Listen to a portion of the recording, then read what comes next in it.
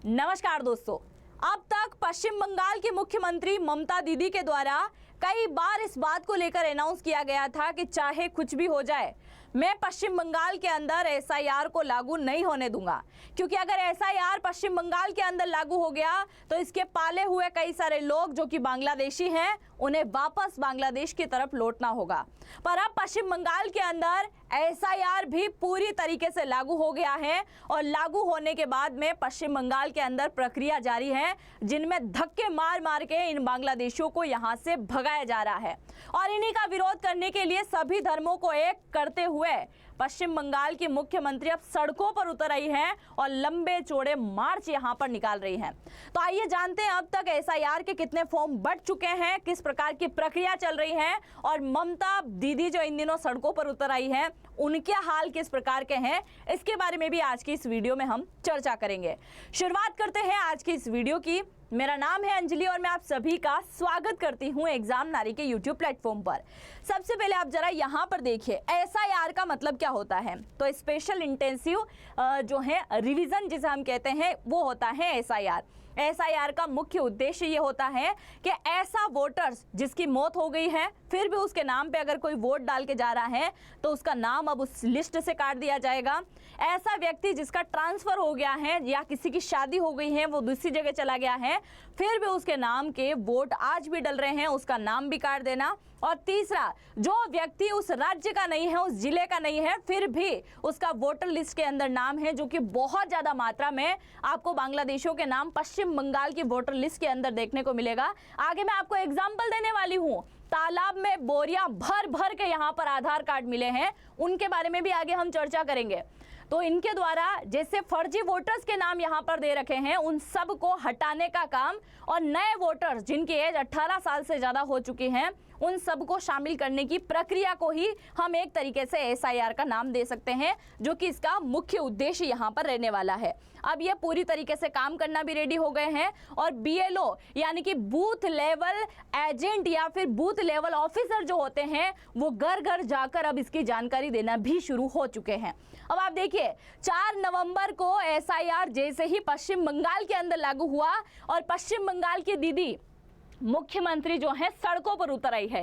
यहां पर देखिए, Mamata Banerjee lead SIR protest मार्च इन बंगाल, बीजेपी कॉल इस रैली ऑफ जमात का नाम बीजेपी के द्वारा इसे दे दिया गया है। ये आप वायरल तस्वीरें देख सकते हैं, जो अभी हाल ही में एसआईआर का विरोध करने के लिए ममता बनर्जी सड़कों पर उतरी हैं और इन्होंने एक नए प्रकार का यहाँ पर पत्ता फेंका है।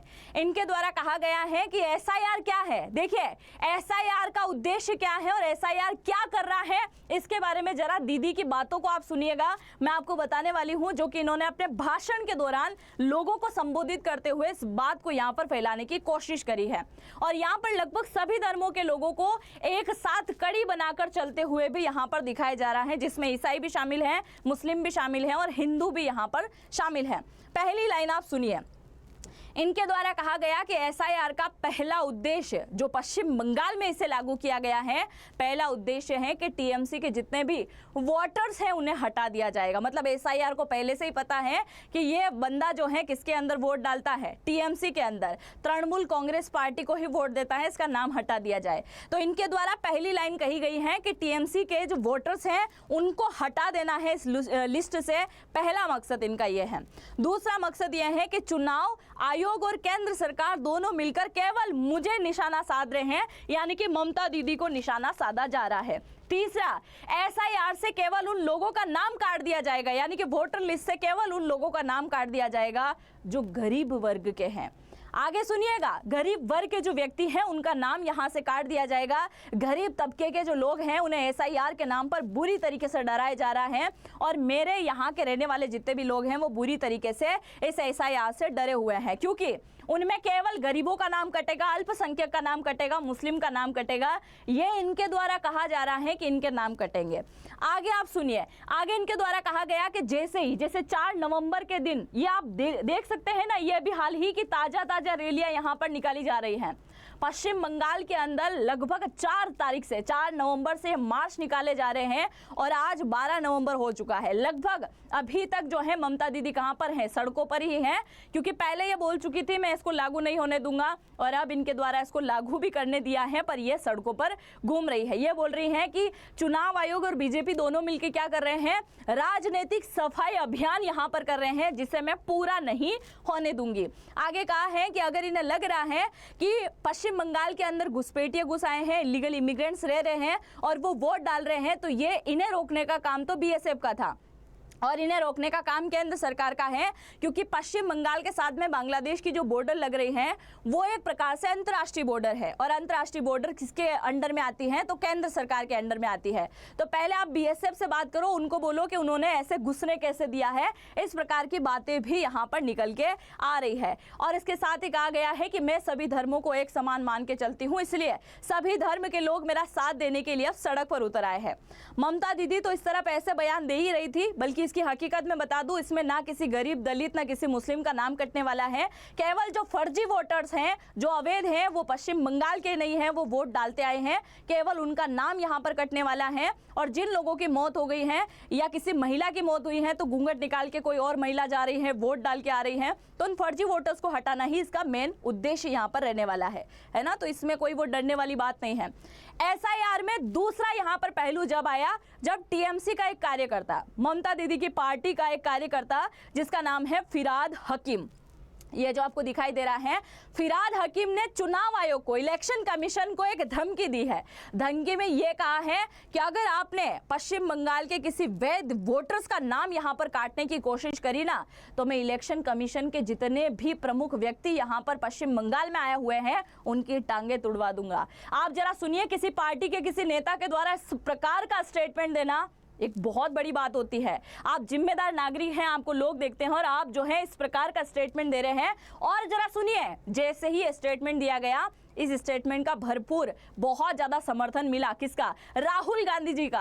राहुल गांधी ने यहाँ पर किस प्रकार का समर्थन किया है आगे हम जानते हैं। अच्छा, ये क्या स्टेटमेंट दिया राहुल गांधी ने, उसको जानने से पहले अगर आप डेटा एनालिसिस सीखना चाहते हैं तो आपको फ्री में मिल जाएगा। और फ्री में कैसे मिलेगा?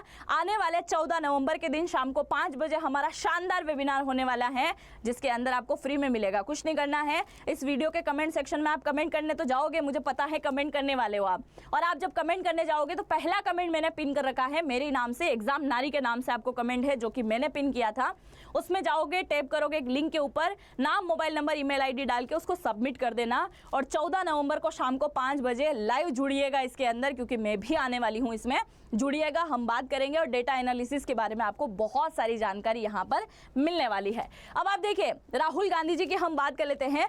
राहुल गांधी ने कहा है कि बिल्कुल आप सही बोल रहे हो, इसके साथ ही एसआईआर यहाँ पर लाना, उसका मेन मकसद यही है कि गरीब का, दलित का, मुस्लिम वर्ग का, इनका नाम ही यहाँ से हटाना है। और आप सभी को याद होगा कुछ समय पहले इनके द्वारा फर्जी वोटर्स को लेकर एक प्रकार की कई बातें की गई थी, जिसमें अभी हाल ही में 5 से 10 दिन पहले एक ताजा खबर आती है जिसमें किसी मॉडल का फोटो इनके द्वारा दिखाया जाता है। अब आप सुनिए, उस मॉडल के द्वारा इनके ऊपर एफआईआर दर्ज करवा दी गई है कि आप मेरा झूठा नाम यहाँ पर ले रहे हैं और मैंने कभी भारत के अंदर किसी टाइप का वोट ही नहीं डाला है। अगर इनके द्वारा कहा गया कि फर्जी वोटर्स है, तो पहला सवाल यहाँ पर ये आता है कि फर्जी वोटर्स कब अपने नाम यहाँ पर जुड़वा चुके थे। आप देखिएगा, इनके द्वारा कहा गया कि हमको जितनी भी जमीनें मिली है वो किसी के कार्यकाल में मिली है, तो फर्जी वोटर्स के नाम कब जोड़े गए, ये भी जनता जनार्दन सवाल पूछती है। दूसरा सवाल यहाँ पर ये आता है कि अगर वो फर्जी वोटर्स हैं तो इसका क्या सबूत है कि उसका वोट जो है कि बीजेपी को गया है, कांग्रेस को गया है या फिर तृणमूल कांग्रेस को गया है। इनके द्वारा जो बात यहाँ पर कही गई है, खैर आप बहुत ज्यादा समझदार हैं इस बात को लेकर महानुभाव, आप जरूर से मुझे कमेंट सेक्शन में लिखिएगा, क्योंकि जिस प्रकार की बातें यहाँ पर की जा रही हैं उन बातों से केवल एक ही सिद्ध होता है कि बांग्लादेश को पूरी तरीके से भारत के अंदर घुसाना और फिर भारत के अंदर छोटे छोटे से बांग्लादेश रेडी करना ही यहाँ कहीं ना कहीं मकसद जो है दिखाई देता है। आप क्या सोचते हैं जरूर से लिखिएगा। अब हम यहाँ पर कुछ पॉइंट के ऊपर चर्चा कर लेते हैं जो कि अभी पश्चिम बंगाल में हाहाकार मचा हुआ है इसी बात को लेकर। ये आपको पश्चिम बंगाल का मैप दिखाई दे रहा होगा जो कि सटा हुआ है किसके साथ में, बांग्लादेश के साथ में। ये आपको बॉर्डर दिखाई दे रही है, अरे बॉर्डर दिखाने दो भाई पहले, ये देखिएगा, ये जो आपको बॉर्डर दिखाई दे रही है ये किसके साथ में साझा हो रही है, तो ये बांग्लादेश के साथ में बॉर्डर साझा हो रही है। ये आप जानते हैं ना, ये हमारा चिकन नेक का इलाका है। तो ये जो बॉर्डर यहाँ पे साझा हो रही है बांग्लादेश के साथ में, तो सीधा इतनी बॉर्डर साझा होने की वजह से बांग्लादेशी आसानी से घुस पाते हैं, क्योंकि हर जगह बीएसएफ नहीं बैठी है, हर जगह फेंसिंग नहीं हो रखी है, किसी जगह तालाब आ रहा है, किसी जगह जंगल है, किसी जगह गाँव है, इसीलिए लोग आराम से घुस आते हैं। अब अभी की जो रिपोर्ट निकल के आई है उसके अकॉर्डिंग ये बताया गया है कि पूरे पश्चिम बंगाल में अगर हम देखें तो पूरे पश्चिम बंगाल में तकरीबन 1 करोड़ से भी ज़्यादा आपको अवैध घुसपैठियाँ यहाँ पर दिखाई देंगे। 1 करोड़ बहुत बड़ा आंकड़ा होता है ये। और अभी हाल ही में क्या हुआ है पश्चिम बंगाल में, आप इसको देखिए। पहले अगर हम बात करें तो न्यू टाउन के अंदर, एक न्यू टाउन कहाँ आता है, तो ये पश्चिम बंगाल का मैप आपको दिखाई दे रहा है। इसमें अगर हम यहाँ चलेंगे तो एक जिला है जो कि कोलकाता है ना। इसी कोलकाता का एक क्षेत्र है जिसका नाम है न्यू टाउन। इस न्यू टाउन के अंदर जो आसपास में रहने वाले लोग हैं ना, वो अभी बहुत ज़्यादा आश्चर्यचकित हो रहे हैं, सोच में पड़े हुए हैं, क्योंकि ये जो न्यू टाउन है इसमें रहने वाले हजारों की संख्या में इलीगल इमिग्रेंट्स जो कि बांग्लादेशी थे, और वो रातों रात यहाँ से अपने घर को, अपने परिवार को, सबको, मतलब घर तो वहीं छोड़ दिया, अपने परिवार को अपने साथ में लेकर चल दिए। आसपास रहने वाले लोग ताज्जुब कर रहे हैं कि कल तक तो यहाँ पर बहुत बड़ी भीड़ जमा हुआ करती थी, और जैसे ही एसआईआर पश्चिम बंगाल के अंदर लागू हुआ इन्होंने भगना शुरू कर दिया। और ये अभी आज की ही पिक्चर मैं आपको दिखा रही हूँ, जो कि बॉर्डर में आपको इस टाइप का माहौल देखने को मिलेगा। आप जब इंस्टा खोलोगे तो आपको इसी प्रकार का ट्रेंडिंग दिखाई देगा, ट्विटर पे जाओगे या फिर अगर कोई चैनल में भी देखोगे न्यूज़ में जाके, तो आपको कुछ इसी प्रकार का नज़ारा आज दिखाई देगा, क्योंकि पश्चिम बंगाल में लगातार सफाई अभियान जारी है। और ये बॉर्डर पे भी कितने इकट्ठे हो रहे हैं आप जरा देखिए, इनको निकालने का कार्यक्रम अभी शुरू हुआ है। तो जो न्यू टाउन वाला इलाका है वहां से रातों रात इन लोगों के द्वारा घर खाली कर दिए गए हैं। दूसरा, ये बर्धमान का क्षेत्र आपको दिखाई दे रहा होगा, जो कि पश्चिम बंगाल का ही एक जिला है। इस बर्धमान के बारे में मैं थोड़ा सा यहाँ पर चर्चा करने जाऊंगी, क्योंकि ये आज का सबसे मुख्य बिंदु है। ये आपको जो फोटो दिखाई दे रहा है ना, ये क्या है, फर्जी आधार कार्ड हम बोल सकते हैं। ये आधार कार्ड अभी हाल ही में 2 दिन पहले इस वर्धमान के अंदर एक जो तालाब है, उस तालाब के अंदर 3 बोरी भरकर इन आधार कार्ड को फेंका गया था। और जैसे इन आधार कार्ड को फेंका गया और इनको बाहर निकाला गया तो वहां पर कुछ लिस्ट मिली, जिससे पता चला कि ये तो फर्जी वोटर्स हैं, ये यहाँ के वोटर्स नहीं हैं, जो ऑलरेडी पश्चिम बंगाल के अंदर वोट देते आए हैं। और उन्हीं के सारे डॉक्यूमेंट को तालाब के अंदर किसी ने रात में आकर डाल दिया था। और जब इसे बाहर निकाला गया और सोशल मीडिया पर इसकी रील्स वायरल होने लगी, तो जैसे ही रील वायरल हुई तो एक तरफ जो है बीजेपी और एक तरफ टीएमसी, ये दोनों आपस में लड़ाना शुरू हो गए बुरी तरीके से। अब टीएमसी के ऊपर वार करते हुए अमित शाह ने कहा था कि दीदी के द्वारा इन्हें फिकवाया गया है, क्योंकि उनके द्वारा पाले हुए ऐसे कई सारे लोग हैं जिनके इनके द्वारा जो है आधार कार्ड भी बनाए गए थे, ये इनके वोटर साबित हो रहे थे। और अब इनके वोटर्स कहीं पकड़ में ना आ जाए, इसकी वजह से दीदी ने क्या किया, तालाब के अंदर उन सबको फिकवाने का काम किया। और 3 बोरी भरकर यहाँ से आधार कार्ड मिले हैं। और एक तरफ ममता दीदी बोल रहे हैं कि भाई वो जो है हमने नहीं फिकवाए हैं, और अगर फेंके भी गए होंगे तो वो एक प्रकार से गलती से छप गए होंगे वो आधार कार्ड, इसलिए यहाँ पर फेंक दिए गए हैं। मतलब इतनी बड़ी गलती हो गई थी कि 3 बोरी लगभग जो है आधार कार्ड यहाँ मिले हैं और उन्हें फेंक दिया गया है। देखिए जरा आप इसको। आगे की और जानकारी जाने इससे पहले मैं आपको थोड़ा एसआईआर के बारे में भी बता दूं। और भी एसआईआर का मैंने आपको महत्व बता दिया है कि इसका महत्व क्या है। यहाँ पर एसआईआर जो है अभी जैसे ही लागू हुआ है तो उसके पहले दिन यानी कि 4 नवंबर को जिस दिन लागू हुआ था उस दिन पश्चिम बंगाल में तकरीबन 18 लाख फॉर्म वितरित कर दिए गए हैं। लोगों को भरना है, ऑनलाइन और ऑफलाइन दोनों ही तरीके से सुविधा लोगों को दे रखी है। पूरे राज्य की अगर हम बात करें अब तक के आंकड़ों की, 12 नवंबर तक के आंकड़ों की, तो 1 करोड़ 10 लाख जो है फॉर्म पूरे राज्य के अंदर बट चुके हैं। और अब इनको भर भर के जमा करवाना होगा। बूथ लेवल एजेंट जो है, बीएलओ जो है, वो घर घर जाकर जानकारी दे रहे हैं। और अगर आप 2003 में भी आपके पेरेंट्स या फिर आपके दादाजी वोट डाल चुके हैं तो आपको ज़्यादा चिंता करने की जरूरत नहीं है। अब आप देखिए, ये जो 18 लाख फॉर्म पहले दिन जारी कर दिए गए थे और पूरे राज्य के अंदर 1 करोड़ 10 लाख से ज़्यादा फॉर्म अभी वितरित हो चुके हैं और अभी तक ये फॉर्म वितरित हो रहे हैं। अब इन्हें फॉर्म को भर के जमा करवाना है, जिसके अंदर 3 प्रकार के डॉक्यूमेंट पूरी तरीके से मान्य नहीं है। आधार कार्ड आपका नहीं चलेगा। मनरेगा का कार्ड, जो रोजगार कार्ड होता है ना, वो आपका नहीं चलेगा। और तीसरा, आपका राशन कार्ड नहीं चलेगा, क्योंकि ये फर्जी वोटर, चाहे म्यांमार के हो या फिर बांग्लादेश के, ये जब भारत के अंदर इंटर करते हैं, भारत के पूर्वोत्तर राज्य, चाहे असम, अरुणाचल प्रदेश, त्रिपुरा, कोई और राज्य हो, अगर यहाँ ये एंटर करते हैं तो सबसे पहले अपने 3 ही कार्ड को ये बनवाते हैं। इसीलिए आधार कार्ड इसमें पूरी तरीके से मान्य नहीं है। आधार कार्ड, राशन कार्ड भी इसमें मान्य नहीं है, और मनरेगा, क्योंकि तीनों चाहिए। आधार कार्ड होगा तो पता चलेगा भारत का नागरिक है, राशन कार्ड होगा तो खाने के लिए धान भी मिल जाएगा, और तीसरा मनरेगा होगा तो मजदूरी भी मिल जाएगी। और मजदूरी की वजह से ही ये भारत में आए हुए हैं कहीं ना कहीं। तो इनको लेकर जो है सफाई यहाँ पर चल रही है, पूरे राज्य के अंदर बढ़ चुके हैं। इसकी ड्राफ्ट लिस्ट जो है 9 दिसंबर 2025 को जारी होगी। उसके बाद में आपत्ति आप जता सकते हैं। अगर आपका नाम कट चुका है, आपकी फैमिली मेंबर में किसी का नाम कट चुका है, आप वाकई में पश्चिम बंगाल के हो, तो इसके लिए आप आपत्ति सूची जो है भर सकते हैं, जो कि 9 दिसंबर से 8 जनवरी 2026 तक भरवाएगी।